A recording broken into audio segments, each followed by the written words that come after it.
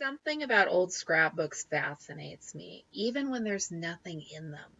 I found this one at the thrift store. It was $1.99 and blue tags were half off, and I wasn't going to buy it. I have two empty scrapbooks already, but that image on the front caught my eye. I don't know if it's supposed to be a pair of scissors or what. And while I was carrying the red one around, I found this one. I love the old wooden ones too. It makes me think of like the old Hardy Boys books or Leave It to Beaver. Once upon a time, this had pictures, and someone had carefully taken out every last one. Trust me, I looked at all of the pages to check. If you're getting a metallic clanging, that is the contribution of my youngest son. I would love to know what the pictures in this book were. I am picturing lakeside vacations and something very mid-century 1940s or 50s. I talked myself out of buying this one, but I might go back next week just to see if it's been marked down to half price because I like it. Tupperware has apparently reissued their bowls, and I was really tempted until I found out how much they cost. I've got a thing for old Tupperware, but that mismatched piece was not irresistible. And there was a cross-stitch kit in the middle of the kitchenware. I don't know if it was put there on purpose or someone else picked it up and put it down. Look at the dresser.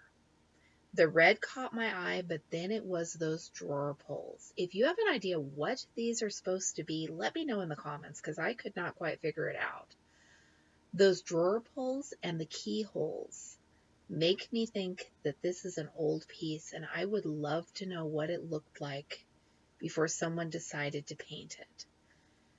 The drawers did not slide at all, let alone smoothly, and I gave myself a splinter reaching under the bottom of one of them to try to slide it back into place. So I don't think it was exactly fine furniture in its day, but it was neat. And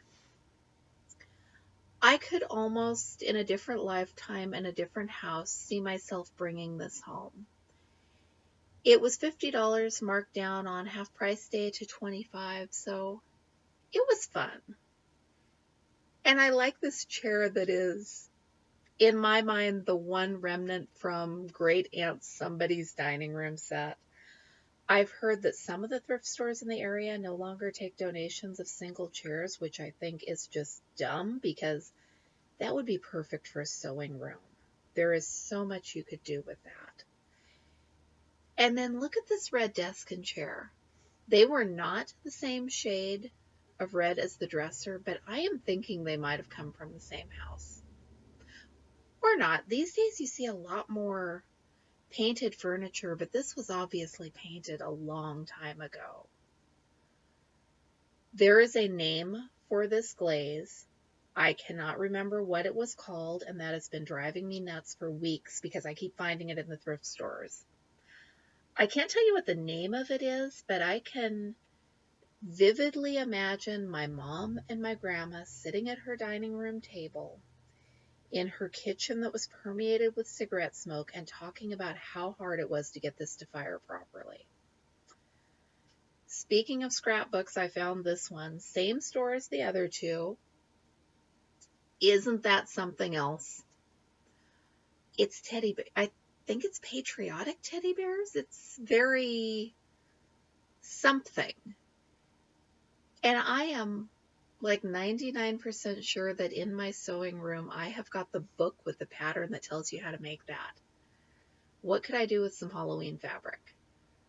I don't need a butter churn. I have 3 butter churns. I don't churn butter if I needed to specify that. But this one's wooden, and I don't have a wooden one. And I know it's not real. It's a reproduction for decor. I'm guessing by that heart that it's 80s or 90s. But I was tempted.